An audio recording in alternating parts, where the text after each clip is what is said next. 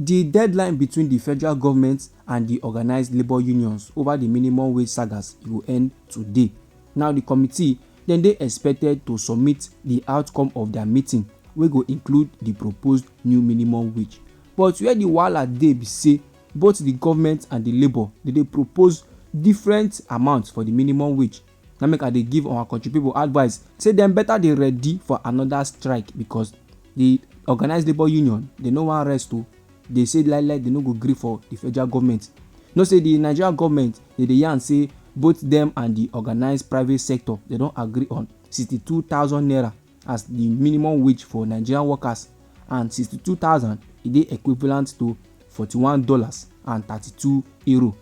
Now for inside statement wey the tripartite committee on minimum wage wey dey don dey meet since to discuss about the new minimum wage matter, dey come dey make recommendations after their meeting.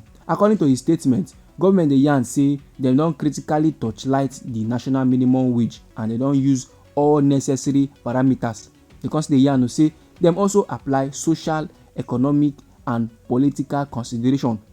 Dey also apply relevant international labour organizations and conventions and international best practices before the committee come agree on the 62,000 naira new minimum wage. No be small matter, my correct people. Now the Nigeria Labour Congress wey be NLC and the Trade Union Congress wey be TUC, na both of these unions na be the oga patapata of the organized labour. They don dey demand for new minimum wage since even before our presido wey be Bola Ahmed Tinubu enter office for the 29th day of May for inside the year 2023. Then the workers and the trade unions dey come double their hustle to push for new minimum wage as soon as our presido wey be Bola Ahmed Tinubu come announce say fuel subsidy e don go during im inauguration for inside the 29th day of May 2023. This announcement e cause serious kasala. The kind controversy wey e bring for inside our country in Nigeria e massive as filling station now begin dey increase their price. Transportation e come go up. That come lead to high inflation. Now the organized labour dey come go on strike for 2 days before dey come call off the strike to allow the government 5 days for negotiation.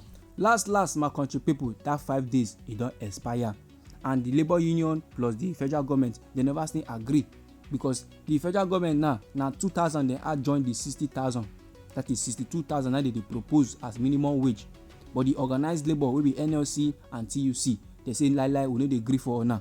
We no want 62,000, we want 250,000. Yes, so my correct people, the organized labour don bring down the money wey dem be talk for their proposal wey be over 400k.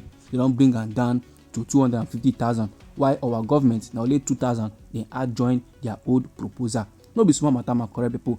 Now the federal government dey come outside the yarn say dem consider plenty things before dem propose this 62,000 naira, and of course when it comes to labour matter they go consider plenty things.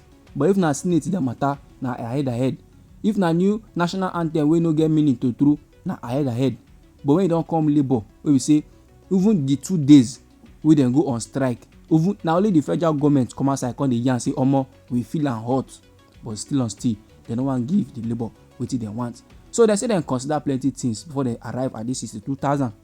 According to the statement wey the tripartite committee dem receive, dem come dey talk say true time don reach for an upward review of the present national minimum wage wey be 30,000 naira. And that 30,000 naira na since the year 2019 na dem don dey use am. And the tripartite committee come also agree say the advantages of the upward review of the national minimum wage e dey outweigh the disadvantage. Therefore the committee now dey kindly invite presido to note say the committee e dey adopt the motion as the proposal of 62,000 naira per month as the new national minimum wage after dem consider all other factors. Dem come also tell our presido wey be Bola Ahmed Tinubu say make im get tea, say make im hear make im take note say the organized labour dey insist on 250,000 naira per month. Then finally the committee come hereby present 62,000 naira per month as agreed by government and organized private sector with policy incentives and other conditions wey the state and the organized private sector dem make. Then dem come also present the 250,000 naira per month wey the organized labour dey recommend as the new national minimum wage. Make our presido wey be Bola Ahmed Tinubu look into the matter. And my correct people, you know say the Nigerian government bin don propose to add 18,000 naira to the current 30,000 naira national minimum wage to make am 48,000 naira. This na according to the leadership of the organised labour.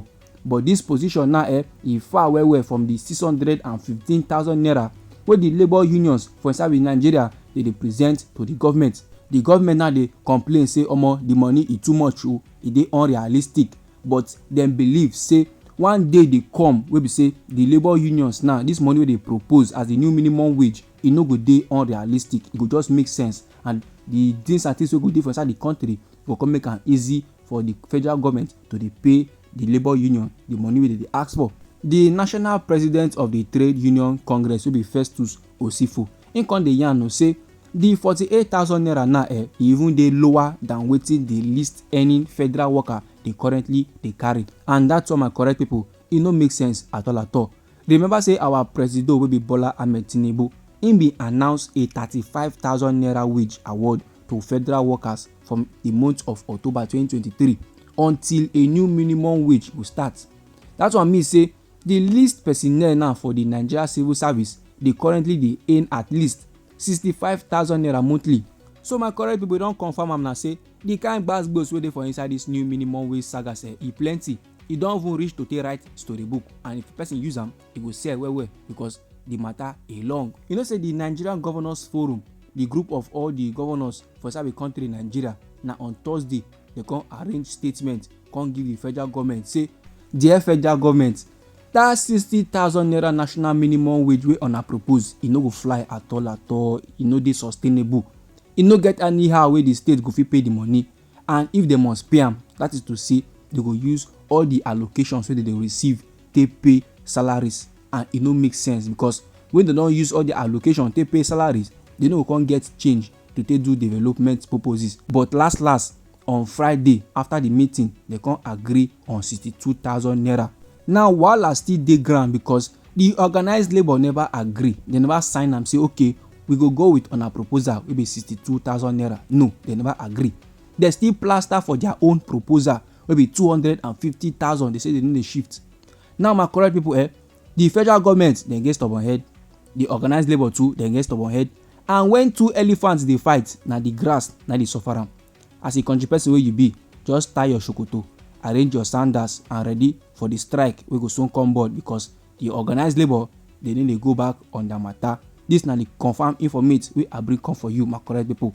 Anyhow the thing be you for body, feel free, nobody go stop you, nobody dey charge you. Drop am inside our comment section, they no go arrest you. You know say this na Anointed Lady TV, na we dey give una ogbonge and legitimate news on the things and things wey dey happen for inside we country Nigeria. So if you never subscribe to this channel, abeg make you try go subscribe and make you turn on the notification bell, so that as we dey bring the news dey come, na you go first get the update and you go get am sharp.